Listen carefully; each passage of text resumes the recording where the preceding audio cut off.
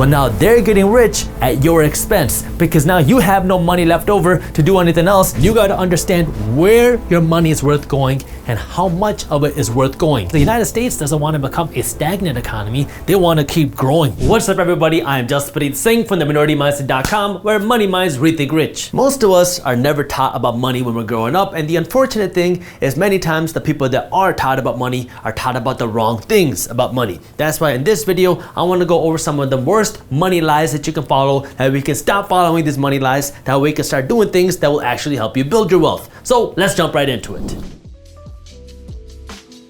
If you're like most people, you grew up and told that if you want to become successful, you got to go to school, get a good degree, get a good job, work really hard at your job, save some money in your 401k, and then you will be able to retire wealthy, or at least hopefully financially free, or at least be able to retire. I always wanted to be financially successful. My parents are immigrants from a state in India called Punjab, and I saw how hard they worked, and so I wanted to be financially successful. That way I could give back to my parents and I could take care of my family, because I saw the hardships and the struggles that they went through. But I started to look at things differently than what everyone said that you should do when one day I was in college and I was sitting in the library and I was like, let me just take a look at the Forbes richest person list. And over there, you have people like Warren Buffett, Mark Zuckerberg, Bill Gates, and I'm looking at these people and what they do. And what's interesting is none of these people follow that traditional path that everybody tells you to follow to become wealthy or to become successful. Now, I know not everybody can be the next Mark Zuckerberg or Elon Musk or Bill Gates and build a multi-billion-dollar business. I'm not saying that's what you should do. But there are many ways for you to become wealthy and retire a millionaire that many of us never learn. Actually, a lot of the financial advice that we get from the people around us is the reason why so many people are broke. Now, when it comes to really understanding money, there are three main points that I need you to understand that most of us have been completely lied to about money. And these are the three things that I'm going to be talking about in this video. But before I do that, I need you to do me a quick favor and smash the thumbs up button below. The first thing that all of us are taught about money is that money must be earned through labor, and this is one of the biggest lies out there when it comes to money, and this is a big reason why a lot of people will never become wealthy. Growing up, this was the only thing that I saw. My parents were immigrants, like I said, and so when you come to a new country with not that much money, where you don't speak the language, where you don't know the culture, you have to hustle to make it work. And so my dad had this thing where he would say, there's no such thing as sick days, because if you take a sick day, that means you're not going to work. If you're not going to work, you're not getting paid. If you're not getting paid, you don't have money to eat. Now, I was very fortunate. I was never poor. I never had to worry about where my next meal was going to come from. But I really understood the value of working hard, because in my mind, the more you worked, the more money you would make.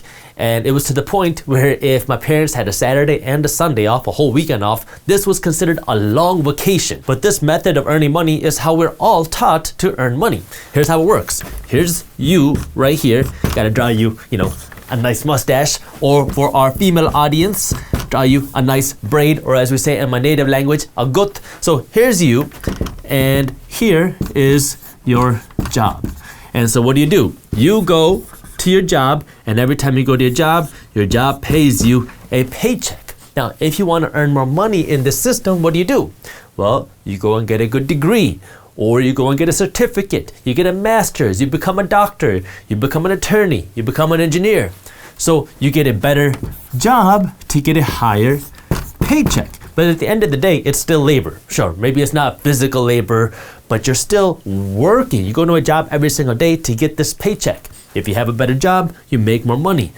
But this is where kind of one of the disconnects are about money, because yes, you can make money here, but this is not the only way to make money, because this is one of the biggest misconceptions that I had, because I always assumed that if you wanted to make money, you had to go to a job, you had to do a task, you had to do some work in order to get paid. But it doesn't work like that. Wealthy people and rich people do not make money in the system. Sure, maybe that's how they started off, or maybe this is how they attract some money, but that's not the only way they make money. What every single wealthy person does is they understand that they do not want to earn all their money through their labor, because there's a limit to how much you can work. There's a limit to how many days you can work. There's a limit to how many hours you can work. And so what they do is they take this money right here. We'll call this your EI, your earned income. This is money that you have to go work to earn.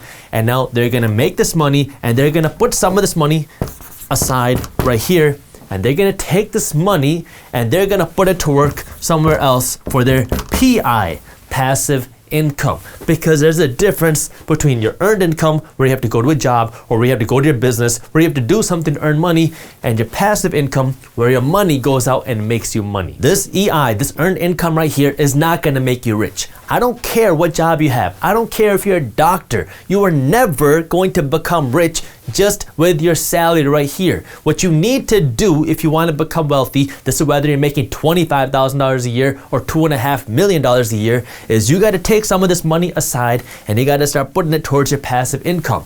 This is what wealthy people do. Wealthy people take as much of this money here and they put it here because they understand that this is not going to make you rich. Because it doesn't matter how much money you make, as soon as you stop working, that money stops coming in. And so if you look at really what becoming wealthy is how much freedom you have. Here, it doesn't matter if you're running a business or if you have a job. It doesn't matter, because now if you stop working, you stop getting paid. Now, this is assuming that you don't have a big business where you don't have to work in there to get paid.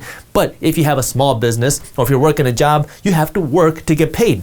Now, what you got to do is you got to take this money, put it here. That way now you're getting paid even if you don't go to work, even if you don't do a specific task. And this is where real wealth is built. When I realized this concept, that was when I changed my life completely, at least financially, because I stopped working just for this. Before, anytime I made money, I'd want a nicer car. I'd want to upgrade my car. I'd want a new watch. I'd buy all these nice things. But when I realized that my money could fund my lifestyle, not just by making money and spending it, but by making money and using it the right way, by buying investments, assets, real estate, stocks, things that pay you, then I started changing what I did with my money. Instead of buying cars and watches, I started buying real estate. And these were things that started paying me with cash flow. And so what I understood was, if I made enough money here from my passive income, then I could fund my entire life without making any money here. So it was a big shift in my mind, and this is where a lot of us are never taught that you can make money outside of just your job. In most of our minds, we think, okay, if we want to make money, what do? Well, we can get a job, we can start a business. But both of these are going to require a lot of work on your part, and if you don't work, you don't get paid. But you have to get paid even if you don't work, if you want to become wealthy. The way you do that, you get paid, whether it's from your job, your business, whatever, you get paid, you have to put money here. Now, I'm not going to be getting into investing and how you do that in this video, because I got other things I want to talk about. But if you do want to learn more about how you can start investing in real estate for cash flow, I already made a video where I explain all that, and I'll link that video for you in the description below. This system is why you have some doctors that are broke, and you have some people making $30,000 a year that retire wealthy. Because when you live off of this, you will never be able to build wealth. But when you work to grow this so you can live off of this, you will become wealthy. And so what you want to do is stop living off of this and start living off of this. The second wrong thing that we're all told about money is that money is evil, or some sort of variation of this. Like in my house, money wasn't something that we really talked about, because in my culture, you don't really talk about money in that way. Like, it's just kind of something that you just kind of assume is going to be okay. You don't talk about money. So at the same time, I know when I was growing up, my parents always told me that if I wanted to become successful, I should become a doctor. But we never talked about money management or investing or saving, because these things were kind of just bad and distractions. So we never talked about money. And anytime I did, I was always told, don't worry about money. It will be okay once you are a doctor. But here's the thing.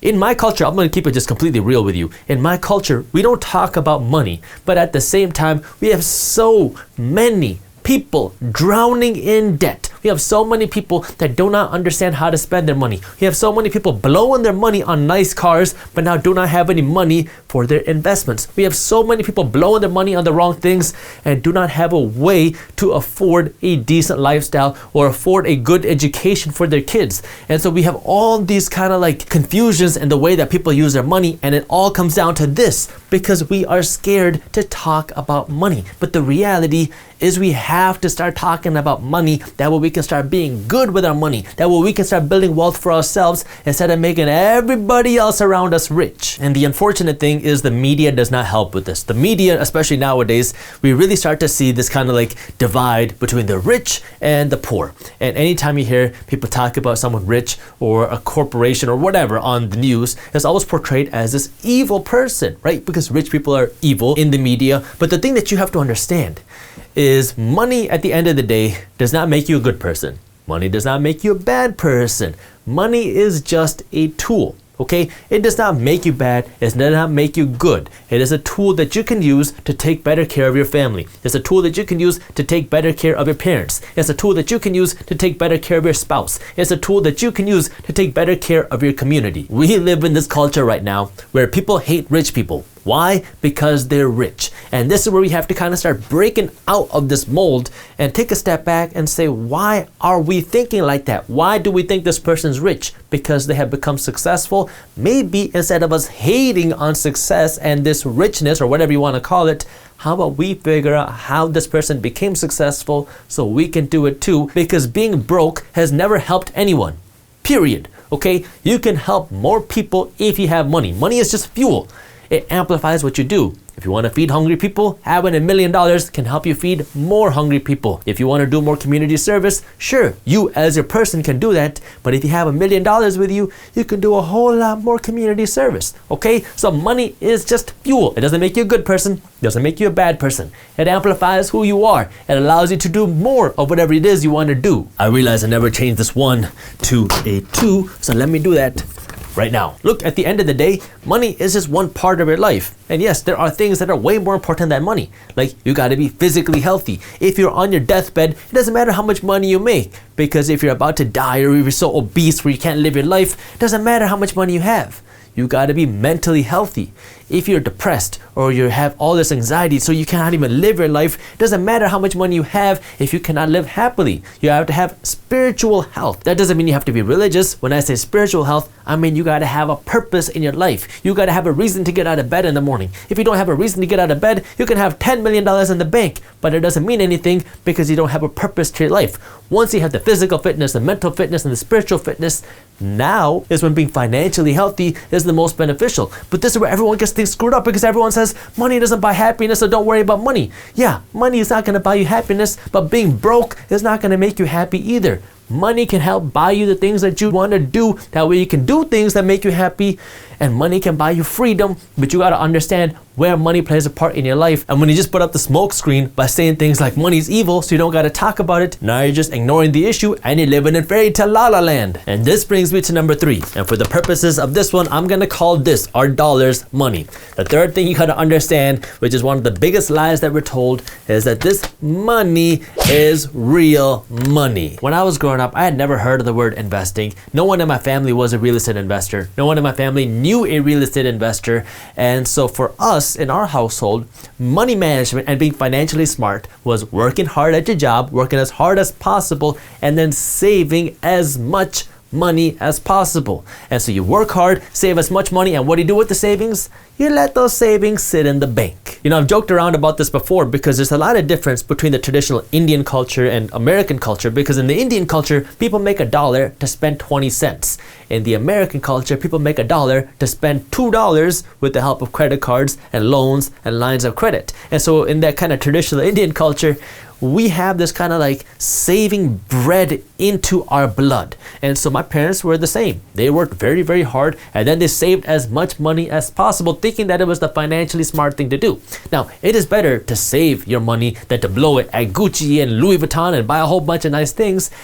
But there's so much more to what you can do with your money, and the only way you're gonna do that is if you understand what money actually is. These dollars right here are just pieces of paper, and it only costs 12 cents to print a $100 bill. I don't have a $100 bill on me, so I'm going to show you a 50, but it costs 12 cents to print a $100 bill. And so this piece of paper now can be printed as much as the government and the Federal Reserve wants, and as more money gets printed and enters our circulation, the value of each dollar that you save and the value of each dollar that you earn now gets diluted. So if you were making $3,000 a month and more money gets printed, that $3,000 a month in a few years is not going to have the same buying power that $3,000 a month does today, because $3,000 a month in a few years is going to be more diluted because of all the dollars now in circulation than $3,000 a month does today. And so what happens? The price of your rent goes up. The price of your groceries go up. If you want to go on a vacation, your vacation costs go up. Gas prices go up. And so the prices of everything around you keep going up. while the wages don't necessarily keep up with now the higher cost of living and the higher standard of living. The average person's financial advice is work hard, make money, and save whatever you can. And this is the reason why most people will never become wealthy. A wealthy person would never follow that financial advice. A wealthy person is going to work hard, take whatever money they can and invest it, and only save what they need. A wealthy person is only going to save money for 3 reasons. They're going to save money for an emergency. And so now you got to have an emergency fund. This might be 3 months worth of expenses, up to a year's worth of expenses, depending on how conservative you want to be. A wealthy person will save for big purchases. This might be a home, this might be a car, and a wealthy person will save to invest their money.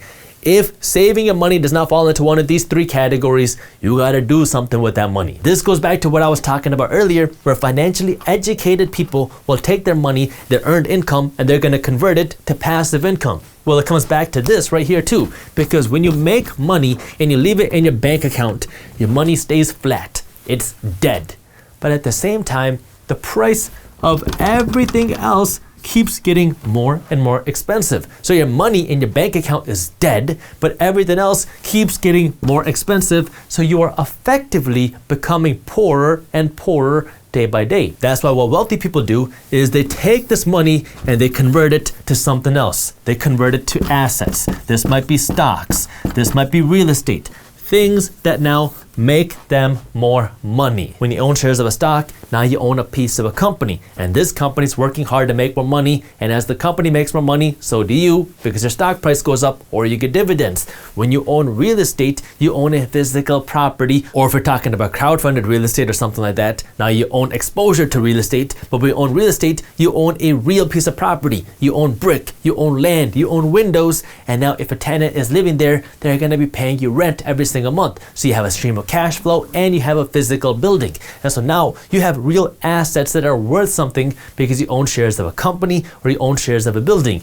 When you own money, just cash, just pieces of paper, you own pieces of paper that are losing value every single day. That's why you got to understand why you're saving money. After you get past that, you got to convert your cash to something real. I get it. Some of the stuff is going to seem really weird and really out there, especially if you haven't been exposed to financial education before. But this is the reality of what's going on. If you are not happy with where you are financially, if you are struggling paying your bills, if you are struggling paying down your debt, if you do not know how you can be financially free, it is possible, but it starts with financial education, and it's tough because none of us are taught about money or financial education when we're in school. This is where you're gonna have to be the one to go out of your way to learn this financial education and then actually put it to action.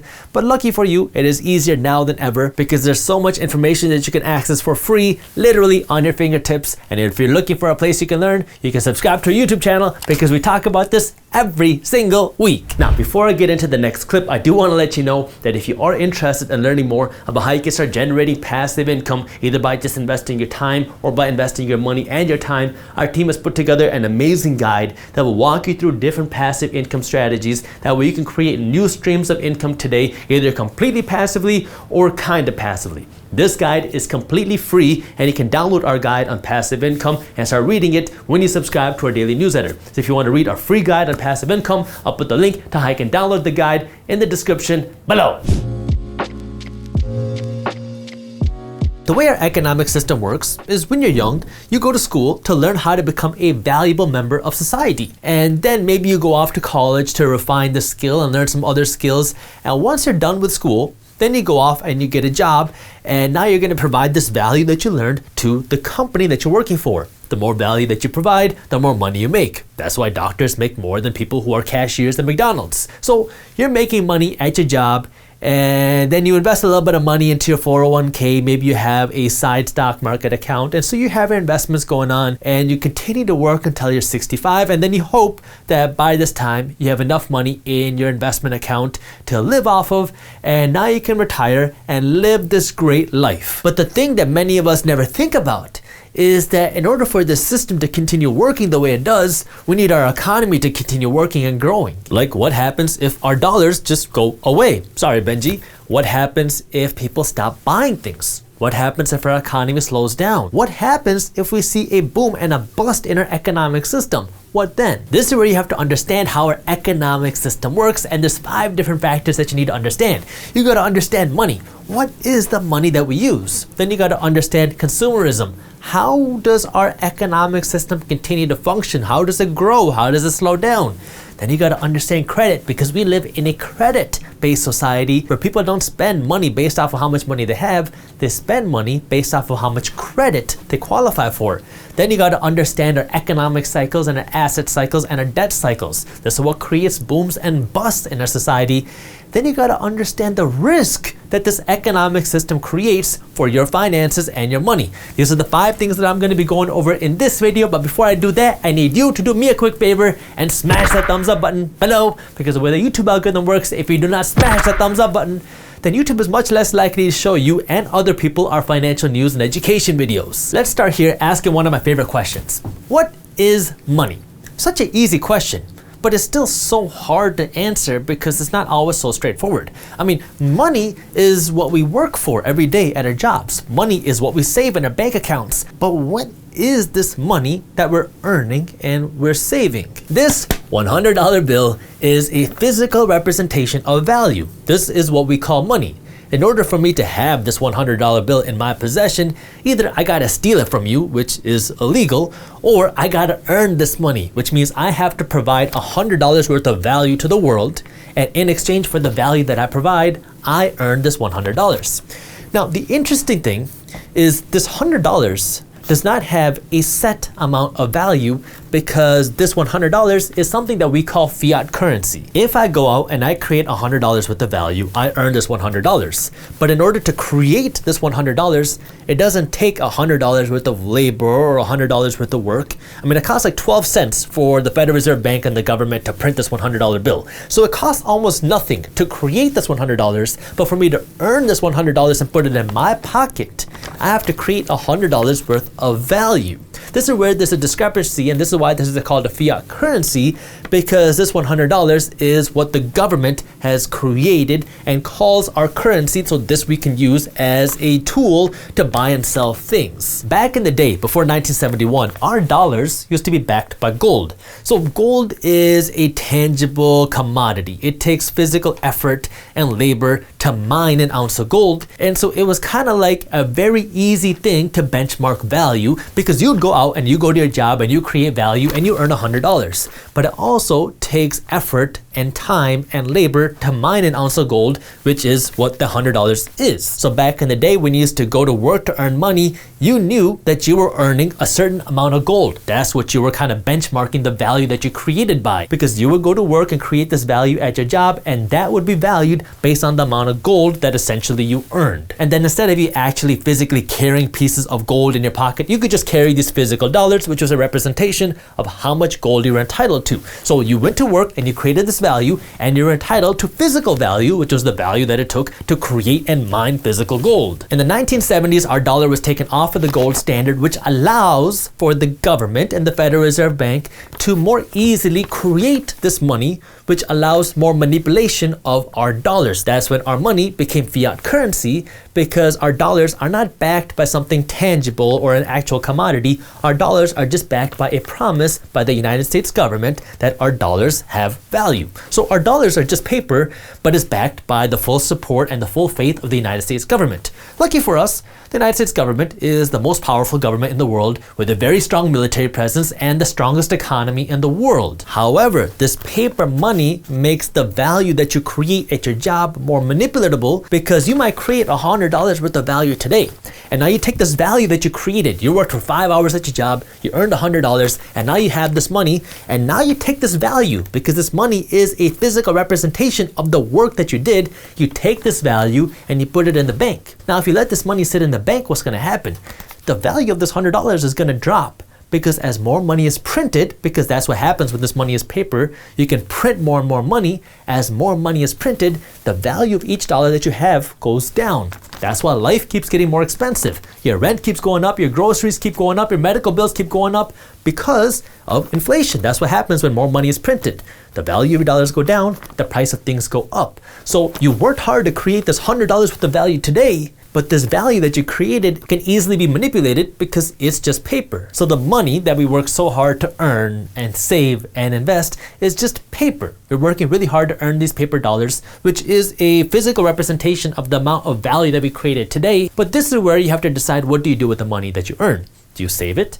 Do you invest it? Or do you spend it? Because when you spend it, you are spending the value that you earned today to buy something, a car, clothes, a vacation, whatever. When you save it, you are using this money and putting it in the bank. That way you can hopefully have this value later on if you ever need it. And when you invest it, you are using your money to own something hopefully tangible, maybe a real estate investment or gold, or maybe stocks, a paper investment, because these are things that are supposed to go up and create more value for you. So now you understand that the money that you're working so hard to earn and save and invest is just paper. Now, before I get into the next thing, I want to really quickly go over the difference between an asset and a liability, because this will help you understand how our economic system works, especially when it comes to spending money. So when you earn this money from your job, you have the ability to spend this money on either assets or liabilities. Assets are things that make you money. So when you buy an asset, this is things like a stock or a real estate investment or a business. You are spending your money in something for the sole purpose of making money. So if you spend your money to buy a business, not spending the money at a business, you're spending your money to buy a business. Now you're using your money to make you money, because when you buy a business, the goal is to make some more money because the business will make money. When you use your money to buy real estate as an investment, you are using your money to create a new income stream, because people will live in this property, they'll pay you rent, and now you have this asset that will hopefully go up in value. And when you invest your money in the stock market, now you're again investing in companies which will hopefully make you more money. So when you invest your money in assets, the whole goal is to invest your money into things that produce value, real estate, companies, whatever. That way you can make more money. Liabilities, on the other hand, are things that you spend your money on that take money away from you. This would be spending money on things like clothes and shoes and cars and vacations. These are things that are nice, and these are things that you need, but these are things that don't make you any money. So when you go and you buy yourself a really nice wardrobe, you buy yourself a really nice dinner, these are things that help support the economy because you're giving money to other businesses, but they don't make you any more money. So the thing that I'm going to be focusing mainly on in this video are liabilities, because when it comes to economic growth, it's all about people spending money at businesses. So you need to understand that this is what we're going to be talking about in this video. If you want to learn more about investing your money in assets and building this wealth, I already talked about that in different videos on our YouTube channel. And if you want to learn more about that, I will link a video for you in the description below. Moving on to spending money, consumerism. Now, I know consumerism has kind of a negative connotation, but for the purposes of this video, when I say consumerism, I'm just talking about spending your money, because money only has value when you spend it or when you use it. Like if I earn this $100 and it just sits there and I leave it on my desk and I leave it there until I die, this $100 doesn't really provide any value to anyone because it's just sitting there. Money only has value if you use it. Now, if I take this $100 and I go out and I buy myself a nice dinner, it provided me with value because it got me some nice food, hopefully some extra guac as well. But it also made the restaurant owner some money, plus the waiter or waitress and whatever tips I give them. So it is providing value to somebody else and it's providing value to me. Or if I take this $100 and I go out and I invest it somewhere in the stock market or whatever, it's still providing me more value because now I'm using this money and I'm turning it into an asset, which is something that will hopefully make me more money. So money only has value when you use it, and I'm going to be talking about now, how do you spend this money? The whole idea about consumerism in our economy is when you make more money, you have more money, and when you have more money, you can spend more money. Now, the more money you spend, the more money somebody else makes. Like if I spent $100 at a restaurant, that restaurant made $100. If I go out to a nicer restaurant and I spend $1,000, now this new restaurant made $1,000. So the more money I spend, the more money someone else makes. The more money you spend, the more money the economy makes. And so the more money that people spend in our economy, then the more money our economy is generating, which can spur and incentivize more growth. Because if I run a restaurant and I'm making a huge profit and I'm making all this money, now I have more money to invest in growth. I can open up another restaurant, I can expand my restaurant, I can create new food options, I can hire more employees, and now I can grow my company. If my restaurant isn't making any money because you're not spending money in my restaurant, Now, I don't have the money to grow. I don't have the money to keep paying my employees, so maybe I have to fire people. Maybe I have to downsize, I have to find a smaller restaurant, and maybe I'll have to shut down my business because I'm not making any money. But if people are spending money, if you're spending money at my restaurant and people are spending money at other businesses, then businesses make more money. When they have more money, then they have the ability to invest in growth, which means they can open up new businesses, new stores, new offices, which means more people can be hired. And when more people are hired, now you have more people who have money. When you have more people who have money, now more people have money that they can spend. Now more people have money to buy homes, more people have money to buy cars, more people have money to go on vacations, and the more money that people spend, the more our economy grows. Now, when it comes to consumerism, the way our society works, hate it or love it, is the more value that you provide to the world, the more money that you make. Like I was mentioning just a minute ago, if you are a doctor, you provide more value to the world because you have a special skill that most people cannot provide, that most people do not have, and so you can charge more money per hour as compared to somebody who's flipping burgers at McDonald's. You're not providing as much value, which is why you don't make as much money as a doctor does. Now, this also comes to product creation and value creation, because if you can create a product that everybody wants,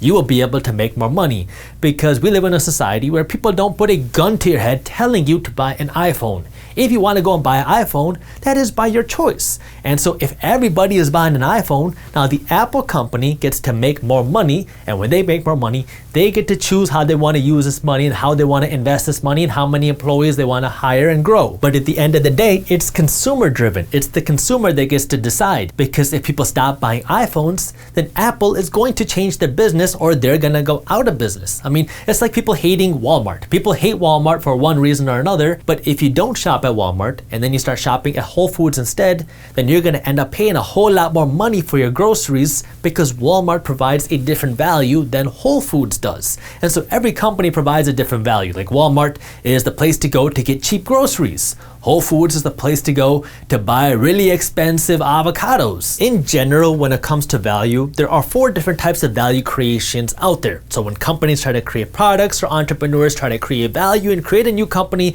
there's 4 different areas of value that you typically see created. One is your necessities. These are the things that we need to survive. So food, water, shelter, these are the things that we need in order to continue living our general lives. So this does not include your iPhone, because if you didn't have an iPhone, you technically shouldn't die. I know some people might, but you should not die if you don't have an iPhone. So your necessities are things like food, water, shelter, things that we need in order to survive. Things that make your life easier are now your necessities that are more kind of transformed to make your life easier. So this would be a nicer home. So now instead of just a place that gives you a roof over your head, now we're talking about a mansion, or we're talking about better bottled water. People who are paying $6 for a bottle of water are to make your life easier because it's supposed to be a better product, whatever. And then we have things like the iPhone, because it's supposed to make your life easier as opposed to maybe a flip phone or a nice laptop. Once we get past the necessities,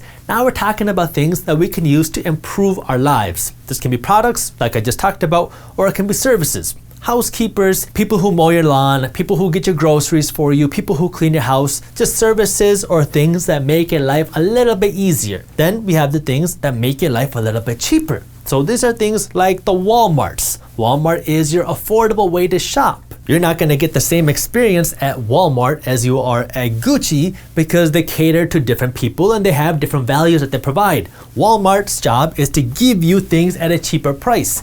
Gucci's job is to give you something that's completely overpriced, and because they're making more money, they can give you a better service. And then last but not least, we have everything else. This is typically only reserved when you have kind of a society that's more developed and that's kind of more wealthy, because these are the things that you don't need to survive. These are things that are not going to make your life easier. They're not making your life cheaper. This is just everything else that doesn't really provide any real value to your survival. It's just something there because there's money for it. You could think of this kind of like paying a lot of money for Pokemon cards.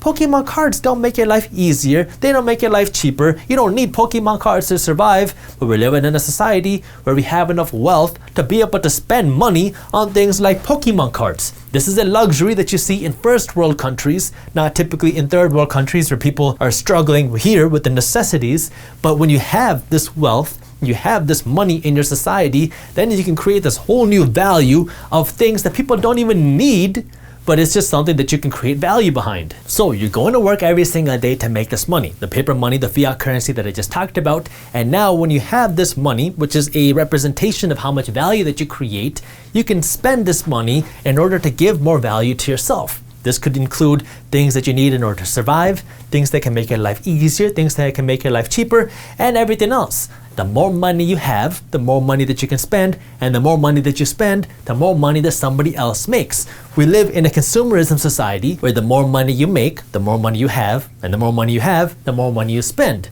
Now, the more money you spend, the more money that somebody else makes, and the more our economy grows, because now businesses will have more money to invest in growth. And as businesses grow and our economy grows, now people will have more jobs. And as people have more jobs, now this whole cycle continues, because then we have more people who have income streams, more people who have money to spend. And as more people have money to spend, more people can spend more money, which fuels the growth of our economy. This brings us to number 3, understanding how we are a credit-based economy. So credit means you have the ability today to spend money that you haven't actually earned yet. And so you can think of it like this. Let's assume that you make $50,000 a year from your job, which means you have the ability to only spend $50,000 max. Actually, it's a little bit less than that, because before you can actually spend any money, the IRS, the government's going to want their cut. And so after you pay your taxes, you might only be left with, let's say, $40,000. That's the only amount of money that you're able to spend. But if we include credit into the equation, now you have $40,000 of value that you earned. This is the money that you earned from your job.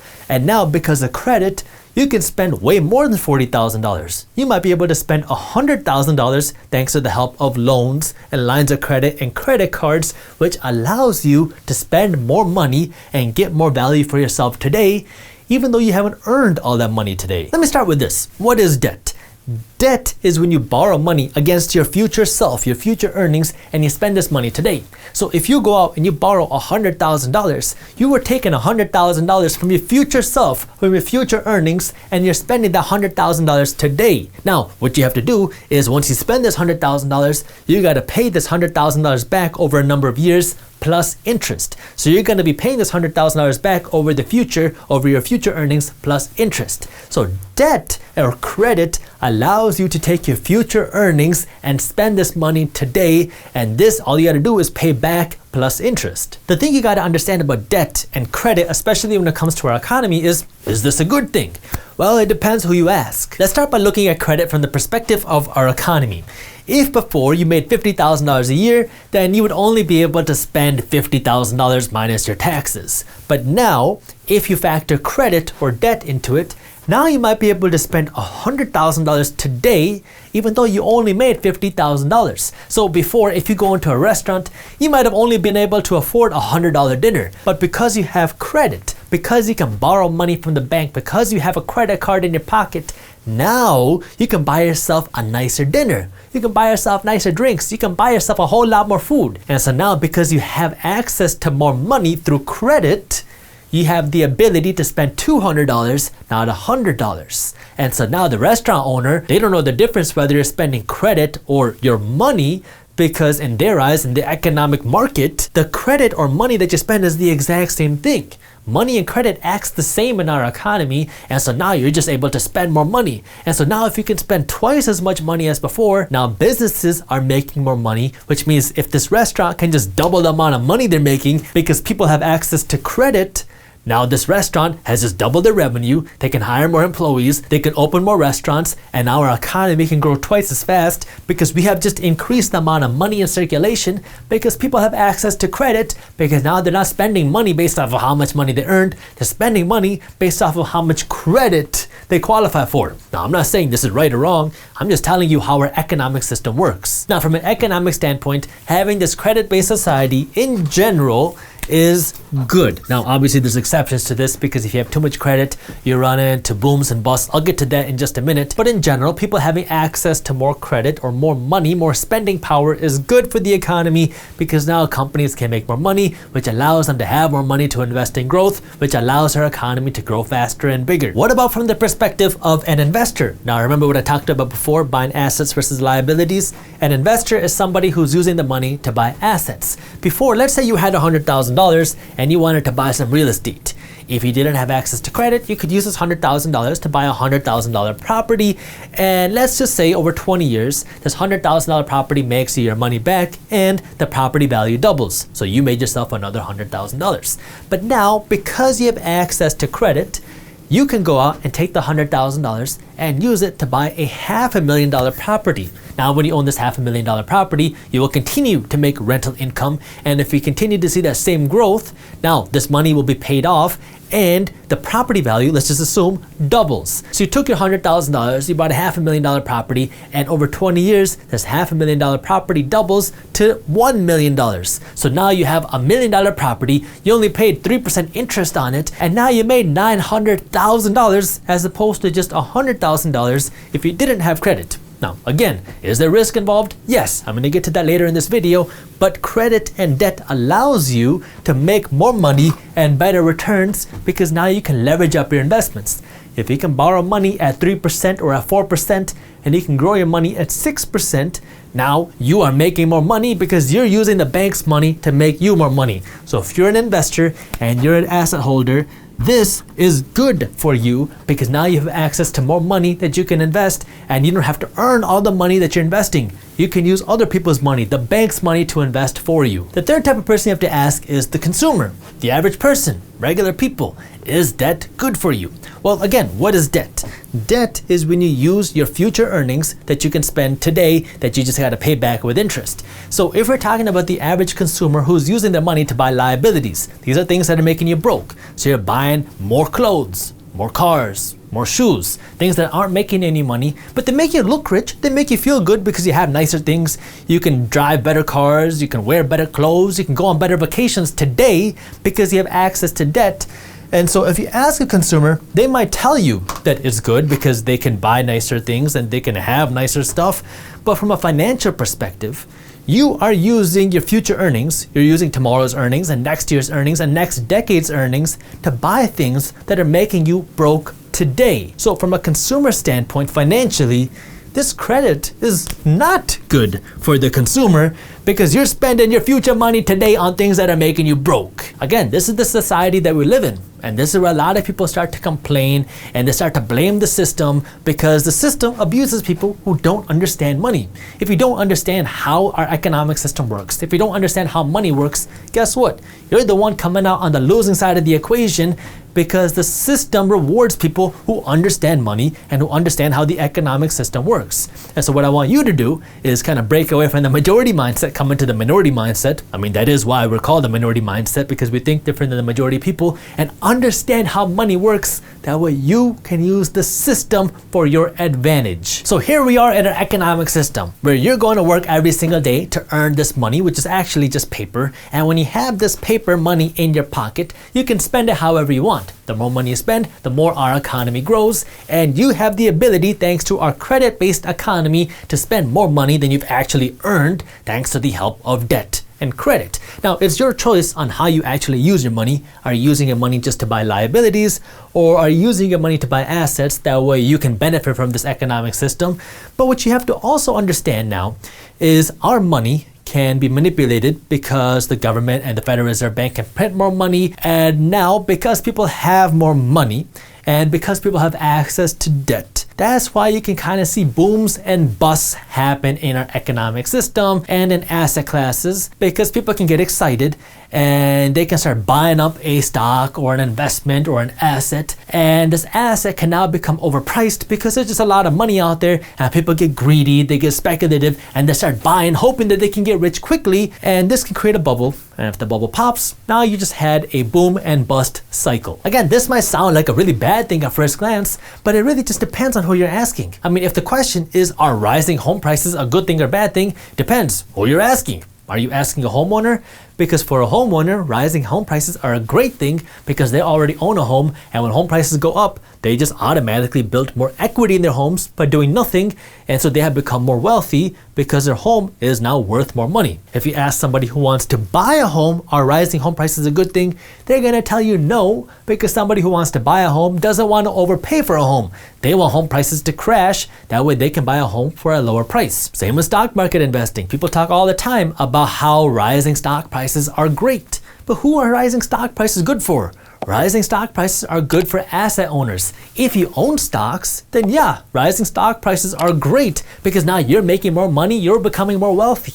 But if you don't own any stocks, then rising stock prices don't do any good for you because you're not making any money, but everybody else is making a whole bunch of money, so you feel like you're becoming poorer while everybody else is becoming wealthier. To build on top of everything that we just talked about, there's more than just one type of economic cycle out there. I mean, we have our own economy cycles where our economy is growing and sometimes our economy is slowing down. We have asset cycles when we see stock market prices up, sometimes stock market prices are falling.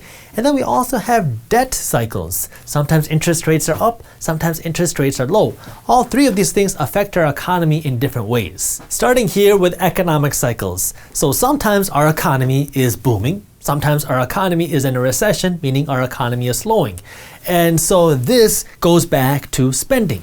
Because if people are spending money and more people are spending money and our economy is growing, that means our economy is in a boom phase. One thing that can help with that is how much money, how much credit is out there. Because if more people are creditworthy, more people can qualify for more money, more people can spend more money, and this helps our economy grow. But at the same time, for our economy to keep growing, we need more value to be produced in our economy. So companies have to keep producing more value, companies have to keep innovating, and jobs have to keep being created. And so there's a few different factors you have to look at here. You have to look at how many jobs out there, you have to look at how much money people are making with wages, and you have to look at something called consumer confidence. What could happen is people are worried about a potential recession. If people are worried about a potential recession, now something called consumer confidence goes down because consumers, people, are not confident in the economy, and when they're not confident in the economy, they stop spending money. When people are worried about a recession, they start saving money. And now that's good for the consumer because now they're saving money and protecting themselves and building their own wealth. But when people stop spending money, that means businesses stop making money. When businesses stop making money, businesses don't have the ability to keep growing, and that could cause the economy to go into a recession. So this is kind of balance between consumers and the economy, where you have to understand that economic cycles do happen. And this happens every 8 to 10 years, where you'll see the economy go from boom to bust. Now, every boom and bust doesn't have to be huge. Like the 2008 crash that we saw, the economic crash, that was kind of like a once-in-a-lifetime type of economic crash. Now, interestingly, we were lucky enough to see 2 once-in-a-lifetime crashes in just a couple of decades, because in 2020, we saw another once-in-a-lifetime type of crash. But every boom and bust in the economy doesn't have to be very large. Sometimes these recessions are very small, and a lot of people might not even notice it. But sometimes they're going to be big, 2008 level, but that usually doesn't happen very often. However, these economic cycles continue to happen every 8 to 10 years. Does that mean it's always going to happen within that time frame? No, but in general what happens is the economy starts to grow, the economy starts to boom, and then the economy starts to grow too fast, and then the economy needs to cool down. Maybe people took on too much debt, and so we need to kind of go through the savings phase where the economy needs to slow down a little bit so consumers can save some money, they can pay off some of their debt, and so the economy doesn't grow as fast. And so you kind of just go through this cycle where the economy grows, it grows too fast, and then it needs to cool down a little bit, and then it grows even bigger. When we talk about asset cycles, now we're talking about things like the stock market and real estate.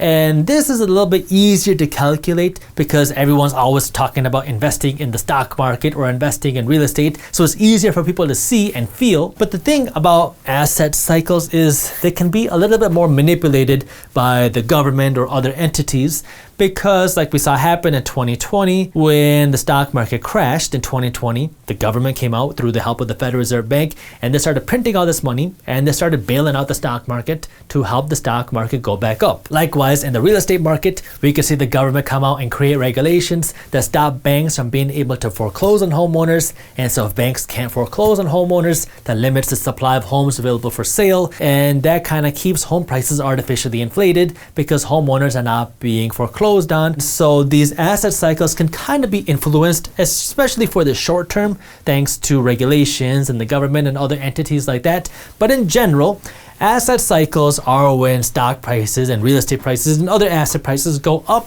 and then they go too high, and then they kind of come down to cool off. Nothing can go straight up forever, and when things get overheated, they go too high, and that's what causes them to correct, which is why we have these cycles. And so asset cycles typically last somewhere between 8 to 20 years. Now, sometimes it could be less, sometimes it could be more, but typically it's within that range. Debt cycles or interest rate cycles are much harder to track because these are a very long and slow moving cycle. Typically interest rate cycles take somewhere between 50 to 100 years before they move through a whole cycle.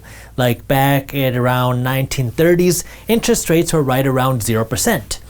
Then in the early 1980s, interest rates peaked at something like 20%. So if you wanted to get a mortgage for a home in the early 1980s, you might have been paying something like 20% interest a year on your home. Now at the time of me recording this video, interest rates have come all the way back down to right around 0%. And so it takes almost 100 years to go through this entire interest rate cycle, but this is one of the debt cycles that happens in our economy as well, where interest rates go very low, then they start to go up, and then they come back down. But it's kind of like a jagged curve, because anytime you enter an economic crash, an economic bust, then you see interest rates get cut to help stimulate the economy. This goes back to what we just talked about, because when people have more access to credit, more access to debt, that helps stimulate the economy.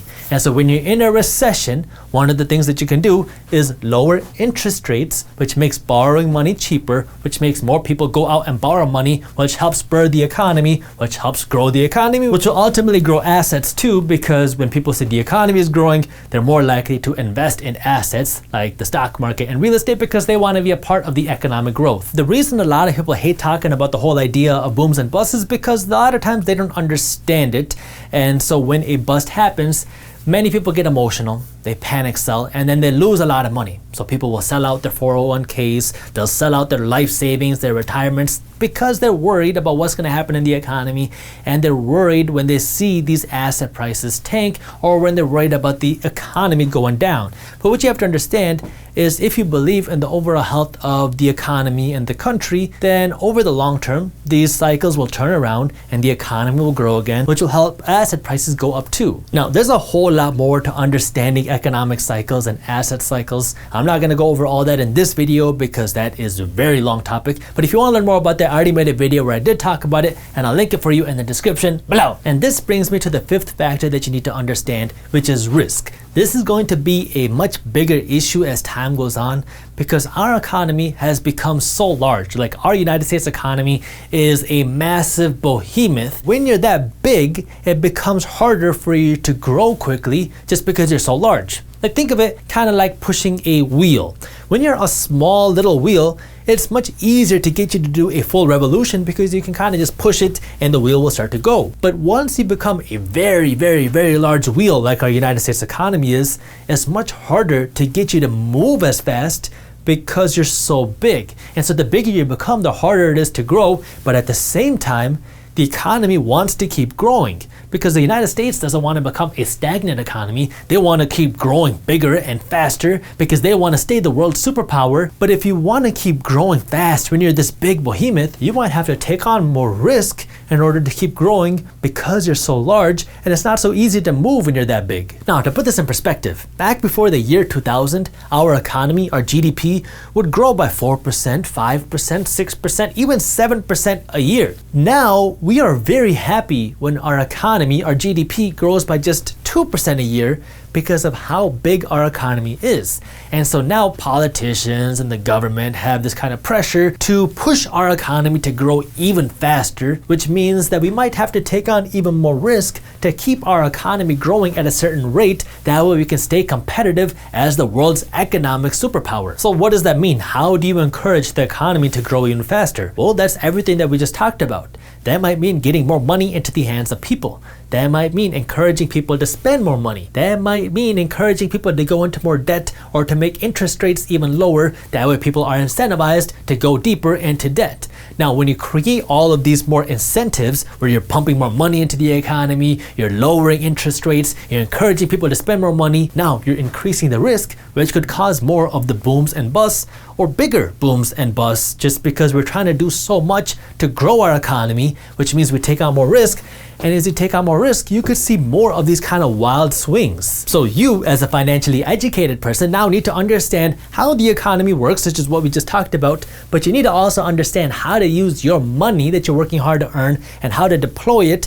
That way you can use your money to build your own wealth instead of just making wealth and making everybody else around you rich. You need to know how to use your money the right way. That way you can use this economic system to your advantage instead of just being one of the people that's just getting abused by the system.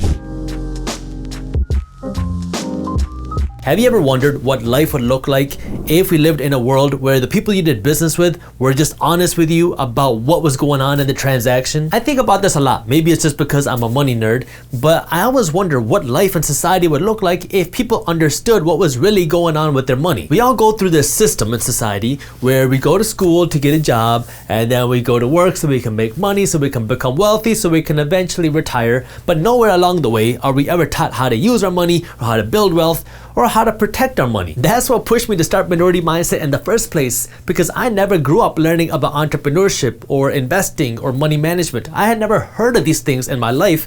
And so when I went out and I became an entrepreneur and I started my first business and I got scammed out of a lot of money, I didn't know what to do. So then I started putting out content trying to help people not get screwed over the way I was. And I very much appreciate your thumbs ups, which got us here. But the thing that you need to understand that we are never taught is that we live in a society where we have a lot of industries that profit when you do not understand money. So what do? Well, you get advice from whoever you know or who you do business with. The problem with that is the people you know probably don't know what's best for you, because if they did, they wouldn't be where they are financially, and the people you're doing business with don't want you to know what's best for you, because if you knew that, then they wouldn't make as much money. Just look at banks. Could you imagine what would happen if banks were honest, where if you walked into a bank to get a loan and the bank manager said, you know what, yeah, I can approve you for this loan, but I don't know if you want to do this, because if you take out this loan from me, then you're never going to become wealthy because you're spending all your money on things that you don't need. You sure you still want that loan? If banks were honest with you and people understood how the banking system works, then first, people would not be taking out all these loans to buy things that they don't need, so people would actually start building their own wealth instead of making all these other people rich and making their banker rich. And you also wouldn't see people keeping all of their money in the bank,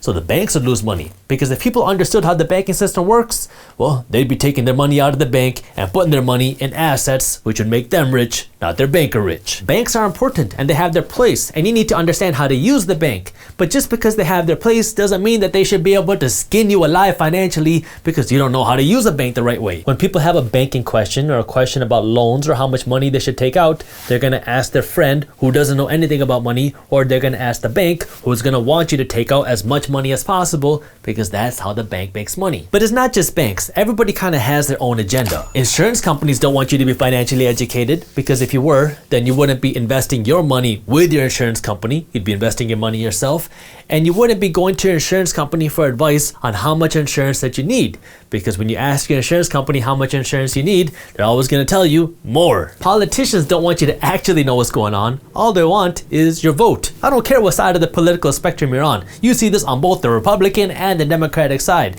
They will sell you promises and promises and promises to make you like them, and when it comes time for things to be done, nothing happens. What about financial advisors? Did you know that some financial advisors only make money when you make money?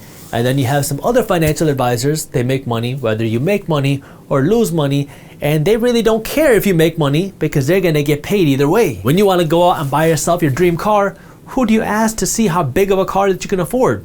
Well, a car company and a financing company. And their goal is not to look out for your wallet or your wealth or your financial health. Their job is to make as much money as possible for their companies. So they're going to try to get you approved for the biggest loan and the biggest car possible because that's going to make them the most money. Even real estate agents. Your real estate agent's job is to help you find your dream home. Their job is not to help you find a home that is best for your wallet and your financial health. And so they're going to want to help you find the best home possible, which also coincidentally translates to the biggest commission check possible for them because the bigger home they sell you, the more money they make. It's the same with people like me, random people on YouTube. I'll be honest, when I make a video, I want people to watch it and leave me a thumbs up button because the more people that watch, the more money I make. And so people on YouTube will try to do what they can with their thumbnails and their titles to get people to click on their videos because that's how people on YouTube get paid. Most content creators are not going to tell you that, but it's reality. Every content creator out there is working to improve their thumbnails and their titles to get people to click on their videos and their stuff. Now look, you gotta understand what I'm saying here. Does this mean that all people, YouTubers and real estate agents and car salespeople and insurance people and mortgage agents and everyone else are evil because they're after your business? No, that's absolutely not what I'm saying. You have YouTubers with great intentions. You have real estate agents that are very helpful. I am a real estate agent myself and I know a lot of very good real estate agents. You have car salespeople that are nice. You have great insurance people, you have great mortgage people. There are great people in every industry, but you gotta understand what's best for you because not everybody is looking out for your financial interest. And when we don't know how to do something because we're never taught about money, we're never taught about financial education growing up, where do we go? Well, we go to the people that we know who don't know what we should be doing with our money, or now we go to the people that we're doing business with, but these people are also looking out for their wallets. So if I diagram this out for you, over here, you have all these people and all these businesses and all these industries that want your business. So you have banks, you have car people, you have insurance people, you have real estate people, you have mortgage people. All of these people want your business. And when you don't have any financial education, what they do is here, they're coming after your business and you have no kind of like filter knowing what's right. And so what happens is you make money and all your money goes out to these people. Now again, that doesn't mean that all these people are evil. All these people are trying to look after their livelihoods and they're just trying to make a living and feed their families too. This is how the world works. This is how our society works. What you need to do is you need to put up a wall right here. This, we're going to call this your FE wall, financial education wall. You got to understand money.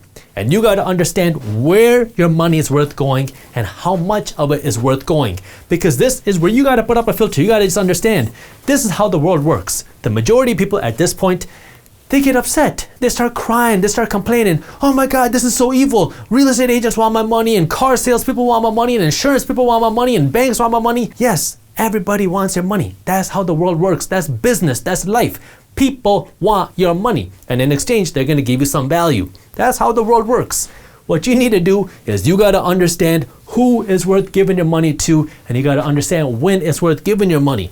This is where financial education comes handy. You got to put up this wall here. You got to understand what's going on because the reality is your insurance company is not going to be honest with you. Your mortgage company is not going to be honest with you.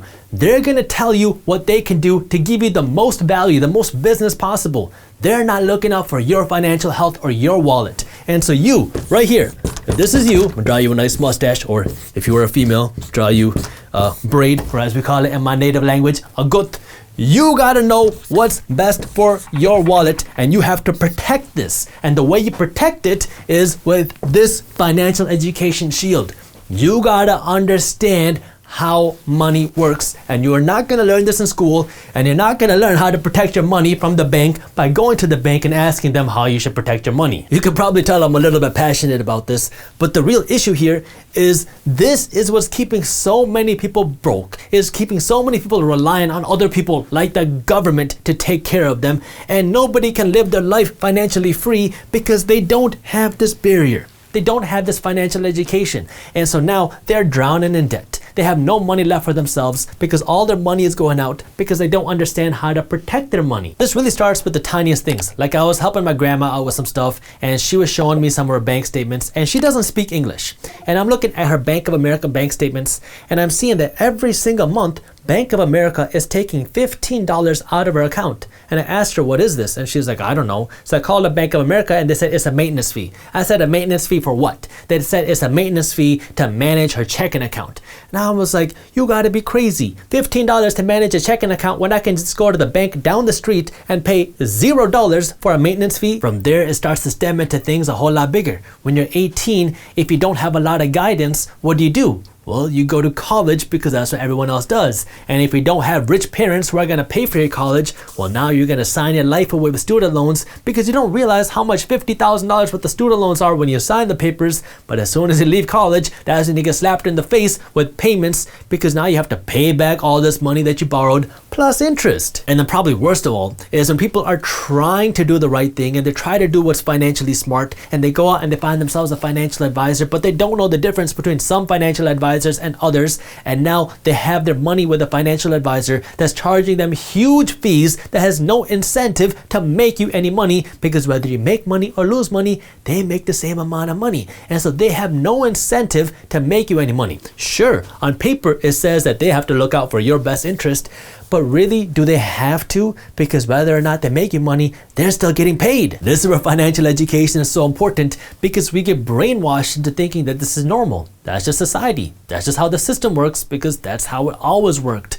But just because that's how it always worked in the past doesn't mean it has to keep working like that in the future. And so if you really want to break away from the system, you gotta stop thinking like the majority of people. That's why we call ourselves the minority mindset, because we don't think like the majority of people. And you gotta start understanding this financial education. You gotta start putting up this virtual wall here where you understand, okay, yeah, everybody wants my business. That's life. Now you gotta understand where it's worth giving your money to, and once you understand this, now you can understand how to win in this system because now you can be on the beneficiary side. You can be the producer instead of just the consumer making everybody else rich.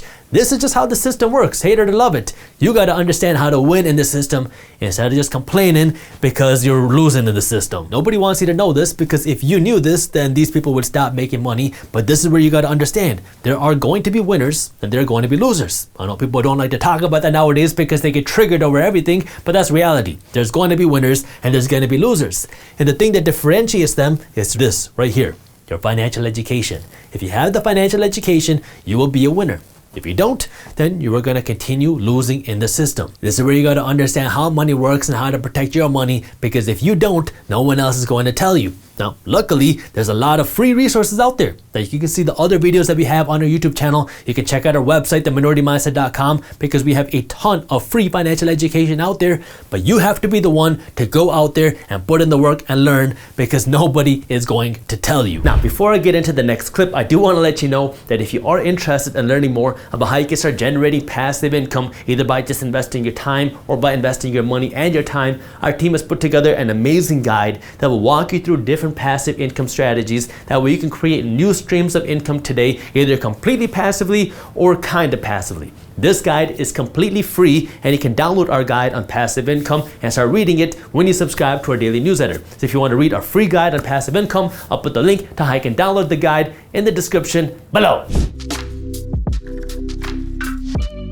Here's how the economy works. Here's you right here. I'm gonna draw you a nice mustache, or for our female followers right here, I'm gonna draw you a nice braid, or as we like to call it in my native language, Punjabi, a gut. So you go to work every single day, or you run a business and you make money. Now, this money that you make makes you happy because now you got money to go out on vacations, you got money to eat, you got money to drive a nice car, but you have to understand how this system works. So now you start to make this money, and now you have three options with this money. You can go out and you can spend this money, you can invest this money, or you can save this money. When you go out and spend this money, you are supporting the system, you are supporting the economy, because every time you make $1 and you spend $1, well, now the restaurant owner makes some money, now the Walmart makes some money, now Amazon makes some money. It doesn't put any money back in your pocket because you're just buying liabilities. You're buying things. You're buying things that make you look rich, that make you look cool, but they don't actually put any money in your pocket. So every time you go out and you buy a pair of shoes, or you go out and you buy a purse, or you go out and you buy yourself a brand new car, these things look nice, but they don't put any money in your pocket. This is what the majority of people do with their money. They make money and then they spend it, and then they wonder where all their money went. So you spend all your money, and when you spend money, you're making everybody else around you rich. But if you want to become wealthy, you got to stop spending money here and you got to start spending more money here and here, because these are the things that are going to make you wealthy. No, these things are not going to help the economy thrive immediately. Yes, when you have more wealth, you have more money to spend, you have more things that you can do to grow the economy. But what the system wants, what the whole economy wants, is they want you to do this. Our economy breeds a spending culture and a debt culture, because if our system can keep you here, can keep you spending all of your money and can keep you in debt so you can spend all your money in other businesses, well, now they're getting rich at your expense, because now you have no money left over to do anything else, and what you're doing now is you're constantly going out and spending money, you're constantly paying back your bank, you're constantly going out and shopping, which is making everybody else around you rich, but it's keeping you broke. See, the issue that most people have in America when it comes to money is most people follow I gotta get a new marker, net zero thinking. What net zero thinking is I got $1,000 in the bank, which means I gotta go out and spend $1,000. Anytime people see cash in the bank, they feel like they need to spend this money because they don't know what else to do with this money.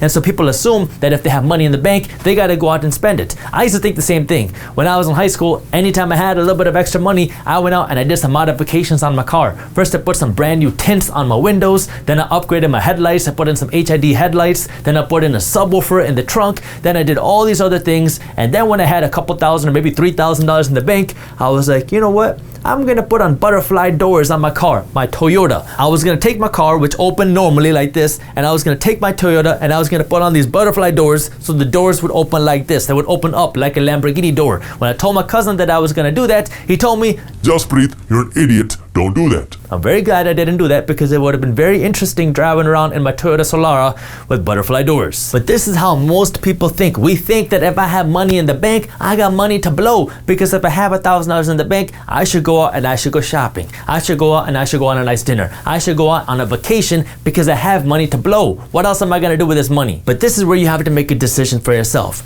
Do you want to be the person that's making everybody else rich, or do you want to be the person that's making yourself rich and that's making your family rich for generations into the future? Look, here's the thing. There's nothing wrong with spending money. There's nothing wrong with buying nice things. There's nothing wrong with buying expensive things. The issue that I have is when you are spending all of your money here to buy nice things and expensive things and fancy things, when you have no money here, when you have no investments, you have no savings. See, I want you to be able to have all the nice things you want. I want you to drive a luxury car. I want you to have a fat home. I want you to have nice vacations, but I want you to be able to afford them first. And the way that you can afford them first is if you first start putting your money towards your investments and your savings. Your savings are not going to make you wealthy, okay? When I say savings, I mean just having money in the bank. That way, if you run into a financial emergency, you have cash that you can fall back on. But your investments are really what are going to make you wealthy. Because the thing that you have to understand is that if your income is solely reliant on your salary, anytime you make money, you feel like you have to spend it, you are never going to have the opportunity to become rich. You will never be able to become wealthy, because as soon as you stop working, well, now your income is going to stop, and how are you going to afford your rent? How are you going to afford your food? How are you going to afford your vacations, because now you have no income? This is where if you want to become wealthy, you have to stop spending all of your money and you have to start using your money here, because what your investments do is your investments work to put more money in your pocket. What your investments are is these right here are assets. Assets are things that you buy for the sole purpose of making money. The spending money that you're doing here, these are your clothes, your cars, your shoes. These are liabilities. What liabilities are things that eat your money. These are things that take money away from you. Now, again, you want to have these liabilities, but before you start spending all your money on liabilities, you want to put more emphasis here on your assets. That way you can use your assets to pay for your liabilities. If your assets, your investments are paying for your liabilities, now you're wealthy. You're financially free, because now you can do whatever you want. You can work because you choose to work, not because you need to work. Now, while this concept might seem simple, implementing it isn't always so easy, because for one, none of us are ever taught this. I mean, there's a reason why society and the system doesn't want you to know this, because if you knew this, well, then Amazon wouldn't be making as much money, Walmart wouldn't be making as much money, Lululemon wouldn't be making as much money, Apple wouldn't be making as much money, because now people are gonna say, wait, I only have $1,000 $1,000 in my pocket, so I can't go out and afford a $1,000 phone, because if you really want to be able to afford something, you can't spend all the money that you have. You have to know how to actually afford something. I'll talk about that in just a second. And so if everybody knew how to manage their money the right way, then some companies wouldn't be making as much money. So sad. Now, the thing that I want you to decide is to figure out which side of the coin do you want to be on. Do you want to be on the side of the coin that is funding Amazon and Apple and Lululemon's wallets, or do you want to be on the side that is funding your wallet? Once you fund your wallet, then hey, go out and spend as much money as you want at Apple and Amazon and Lululemon, whatever other clothes you want. Spend as much money as you want, because now you can afford it. If you can afford your expenses, then go out and spend as much money as you want, because now you have earned the right to afford that luxury. But the issue that a lot of people have is they don't want to wait until they can afford that luxury. They just want to go out and have it now because, well, they feel like they deserve it. Now, I'm not going to go too deep into how to actually invest your money into assets in this video and how to build wealth and do all that. If you want to learn more about that, we already have a free guide on money management and investing that you can read for free that will walk you through how to manage your money and invest your money to build wealth. If you want to read that guide, it's free when you sign up for our daily newsletter, and I got the link to how you can read that guide in the description below. The easiest way to know if you can afford something or not when it comes to things that are not life necessities is just to follow my rule of 5, which says if you cannot buy 5 of them, you cannot afford 1 of them. Now, when you walk into the Apple store, what most people do is they say, well, I don't need $1,000 to buy a $1,000 phone because I can just finance it. 0% APR, no big deal. I'll just pay the monthly payments. All I need is $50 a month. What I want you to do from now on is not think like that. If you want to buy anything, no more financing, even at 0% APR. I'll talk about that in just a second, but you're not going to be financing things from now on if you want to become wealthy, because now you're going to buy these liabilities with cash and you don't want to be financing these things. So when it comes to liabilities, you want to buy them with cash and then follow a rule of 5. Now, at this point, you might be thinking, wait, Jaspreet, you're telling me that if I want to buy a $1,000 phone, I need $5,000? Are you crazy? Yes, very.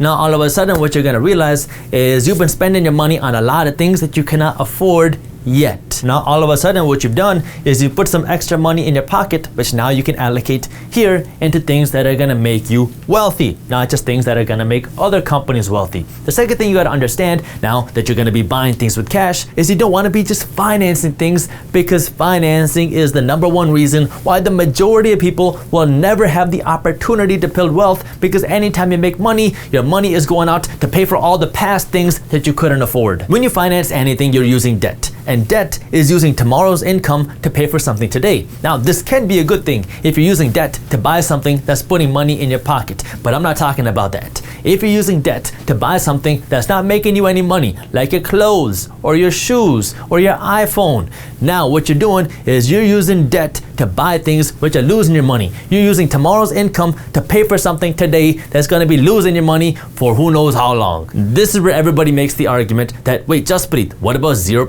APR? 0% APR doesn't charge me any interest, so now instead of me paying $1,000 today, I can pay $50 a month and keep the extra money in my pocket and invest it into assets, which is going to make me wealthy. What's wrong with that? See, the thing about that is, in theory, it makes sense, but in reality, what ends up happening is nobody actually invests that difference. What people end up doing is they realize, okay, I got an extra $950 in my pocket because now instead of me paying $1,000 for this phone, I only paid $50, and now I'm just going to be making monthly installments of $50 for the rest of my life, because as soon as I start to pay off this phone, or maybe even sooner than that, I'm just going to go and upgrade my monthly payments too. But what happens for so many people is now you have this extra money in your pocket, and now you think that you're richer than you actually are because you haven't actually spent this money. You haven't felt the pain of this $1,000 leaving your account yet. So now you go out and you buy yourself a nicer computer because you have some money in your pocket, and instead of actually paying for this computer, you just finance it. And now you go out and you buy yourself a nicer TV, and you buy some nicer furniture, and you finance that too.